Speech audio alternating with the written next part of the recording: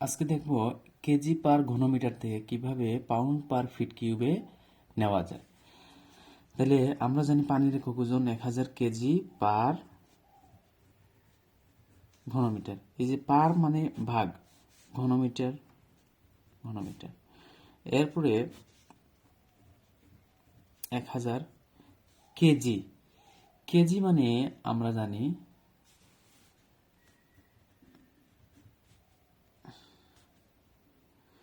2.205 pound, মানে 1 KG মানে হলো 2.205 পাউন্ড। তাহলে যেই জায়গায় কেজি আছে, কেজির জায়গায় এইটা বসানো যায়। তাহলে কেজি এর বদলে আমি বসাইতে পারি, কেজিকে দুনিয়া থেকে তুলে দিলাম, 2.205 পাউন্ড বসাইতে পারি। এরপরে আসছে নিচে কি মিটার বা ঘনমিটার। তাহলে মিটার বা ঘনমিটার মানে আমরা জানি 3.28 ফিট।